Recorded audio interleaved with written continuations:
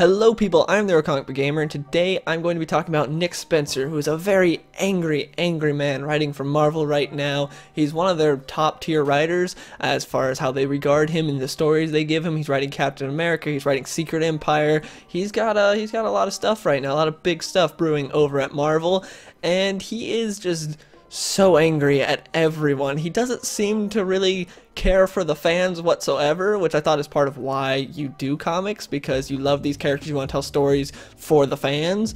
But he seems to hate the fans. If you go on his Twitter page, he's just so angry and mad at them for bringing up legitimate complaints or things or having actual questions, but he just does not like them at all. And so I'm going to be talking a little bit about that, some of the things that he says on Twitter and some of his interviews, well, an interview that he had with IGN not too long ago. So let's talk about this first. A very hypocritical statement he made saying, one of the most valuable things fiction can do is give people a sense of empathy / connection with other people's struggles. I see this attacked in all directions right now because no one believes anyone is persuadable about anything anymore. But walking a mile in someone else's shoes via fiction does often change minds and make people see things differently. It works.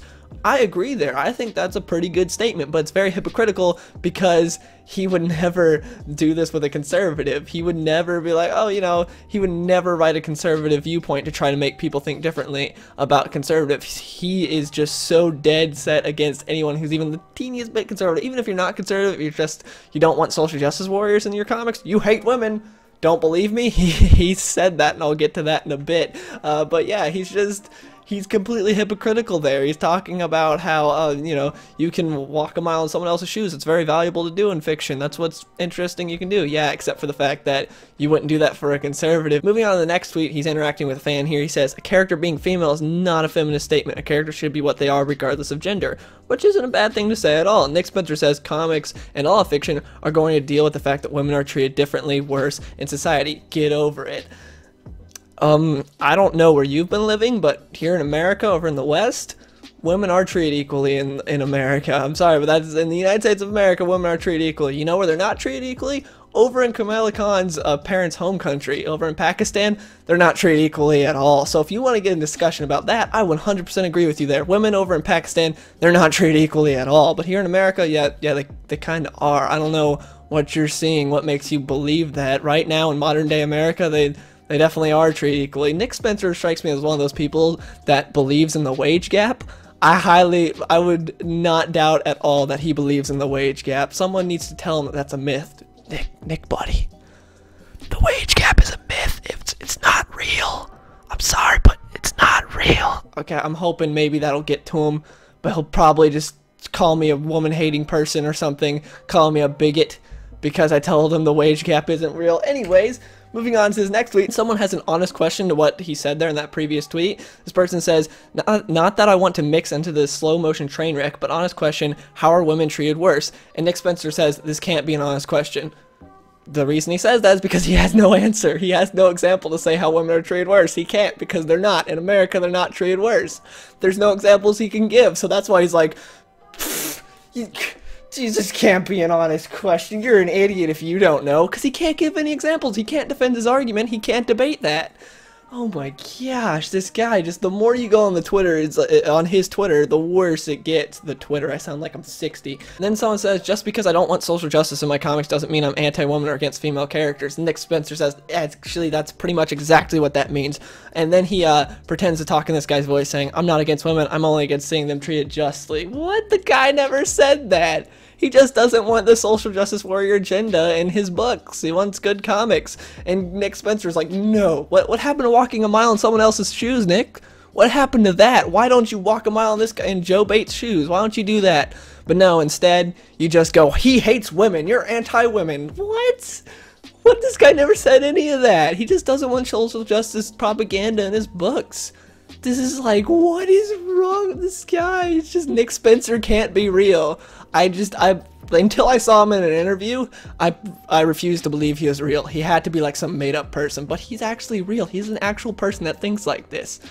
What? And again, with the whole women not being treated equally thing, Sean says, you may hold that belief and you have the right to do so, just as I have the right to not agree with that viewpoint. Yay, freedom. And then Nick Spencer says, you're definitely free to write a comic book espousing the view that women receive fully equal treatment in our society. Good luck with that.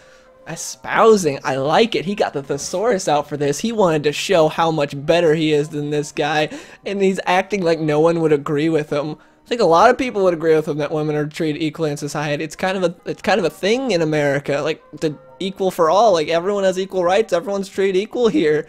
Like where are you living, Nick Spencer? Like where is this guy where women are treated like dirt? Like I'm wondering where he's at. He should come to America and see how great it is.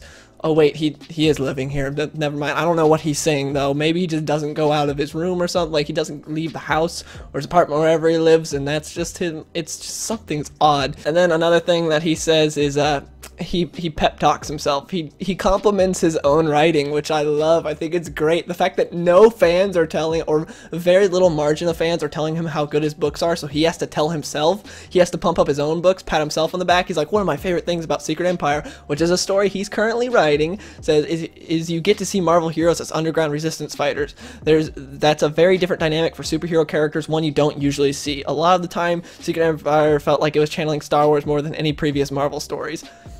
He thinks he's writing Star Wars, guys. He feels like he's such a genius he's writing Star Wars, but in Marvel Comics. Oh, this just keeps getting better. And yeah, you don't get to see you don't usually see that they're underground resistance fighters. Okay, what about Civil War, where Cap's entire team was underground resistance fighter, or Old Man Logan, where every hero was a resistance fighter because the villains ruled, or Batman Zero Year, where Riddler ruled the town, well, I mean, ruled all of Gotham, so Batman was a resistance fighter, and so was Gordon. Do you not read comics? It happens quite a bit. It's not all the time, but heroes are often resistance fighters. It happens. I don't know. Again, Nick Spencer living in his world where he's a super genius and he thought of something that no one else has ever done, and he's doing Star Wars and Marvel. It's just, oh, it's great. And then the last thing I got from his Twitter is he says, if we're really at don't put us through bad things happening in stories, even if all works out in the end, stories will not survive. Saying that that's why people are mad at him for what he did to Captain America, because, oh, they're putting us through bad things. We just all want 60s Batman where everything's happy. That's not the case at all. I've said this a bunch before with Superman, who's my favorite character in all of comic books. He's my favorite superhero. He's my favorite character in all of fiction. He has been through a lot of different stories, and some people, Man of Steel came out and other things, were saying Superman doesn't work in dark, it can't happen, but to me, he does work in dark stories. As long as you keep the character of Superman, he can work in any different realm, any different tone. For instance, in Superman, the Legion of Superheroes, Superman is brought to the future where the Legion of Superheroes are, and they're space Hitler, basically. The guy's name is Earthman, and he's very xenophobic, and he talks about how, like, Superman, he does propaganda where he says that Superman was a human, and he hated all aliens, so everyone uses Superman as this figure of being this guy that hated all aliens, was actually human, and so everyone's very pro-human, but hates every other alien because, you know, it's in the future, so there's a lot of aliens. And that's a very dark book. We're talking genocide things where they're trying to murder all aliens and they're using Superman to do it. That's incredibly dark, but it works because Superman is still Superman. Superman is still Superman throughout the story, and he's still fighting the good fight, but the story and the world around him is incredibly dark. I believe that with pretty much any character. You can put them in pretty much any situation and they work as long as you keep that character that character. Some characters are suited for different stories, but if you keep them the character that they are, how people know them, that will generally make people happy. And also, I'm not saying no character development, we don't need that, no, but do character development that makes sense with the character. Captain America being a Hydra agent makes absolutely no sense whatsoever. For instance, Superman having a wife and a son makes sense. It's a huge drastic change for the character, but it makes sense. And then I was watching an interview with him on IGN where he also talks about other stuff like this, like I just mentioned, but one of the things he said was one of the built-in advantages that we had in doing this story was that we had Sam as Captain America. So even with what we did to Steve, we could always point to people and say, you still have Captain America. Sam Wilson is Captain America. Sam Wilson's not Captain America. You can put him in a Captain America suit and say he's Captain America, but that does not make him Captain America whatsoever. Just like you can put X-23 in a Wolverine suit and say she's Wolverine, but she's not Wolverine. Like, that's not the case at all. He's like, oh, you still have that good Captain America. It's Sam Wilson. No, that's Sam Wilson. That's Falcon. That is Forever Falcon. That's not, nope. Just like Dick Grayson, who I loved as Batman. He still wasn't Batman. He's Dick Grayson being Batman. Azrael when he was Batman. He's not Batman. There is one Batman, and that's Bruce Wayne. He is the one and only actual Batman. I love Dick Grayson as Batman, but he was not Batman. He's meant to be Nightwing. I loved his run as Batman, though.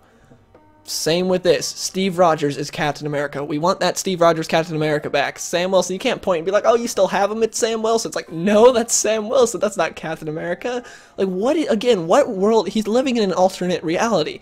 Nick Spencer is living in an alternate reality. What world is he living in where you can just point to Sam Wilson and be like, that's Captain America? No, just because he's parading as Cap doesn't make him Cap. Do you think, do comic book creators and I guess creatives in general, do you owe it to fans to make the character always be heroic and a shining symbol of what they've always been? No, we don't. Time to abandon ship. So as you saw there, the interviewer asked him if creators owe it to the fans to make the characters heroic and a shining example of what they've always been. I think so. I think you owe it to the fans to make the heroes heroic and a shining example of what they've been. Doesn't mean you can't change things about them. Like I said, Superman is now married and has a kid. And is in a different universe altogether. He's in the New 52 universe, a completely different one than he's used to. But it still works because it's still Superman and it's character progression that makes sense. Cap being a Hydra agent doesn't make sense. If you want to do that, do an Elseworld story. Mark Millar wanted to make Superman this guy that was sent to Russia, not actually America, and was raised in Soviet Russia and was buddies with Stalin. You know what DC did? They made it an Elseworld story. They weren't like, hey, that would be a great main title. Let's make Superman a communist. No, they made it an Elseworld story. Same with this Cap. He should have been made an Elseworld story instead of made an actual in-continuity Cap. Like, I'm fine if you want to go Elseworld Cap is Hydra. It's like, that sounds kind of stupid, but it could be interesting. Who knows if it's done right, like what Mark Millar did with Red Son Superman. But nope, they make it canon. And so it's like, yeah, of course you do owe the fans to make this character what they know. But again, you can change things up, you can throw curveballs. But to do something with the character that makes absolutely no sense and then go, that's the fans are stupid. Like, he even says in there where the interviewer asks him, like, what about people want just the Cap that'll punch the bad guy and save the girl and win the day? And he's like, they may say they want that, but they wouldn't buy it. They want twists, they'll buy twists and turns and all that. So right there, he's confirming the fact that what I've always said, which is Marvel is just doing shock value because they know shock value sells. He's not saying, oh, well, I want interesting stories or something, or like this is what I would really want to do or anything like that. He's saying, oh, they wouldn't buy that stuff. They may say it, but they wouldn't buy it. He's literally doing this because of shock value, because he's saying that they will buy shock value books.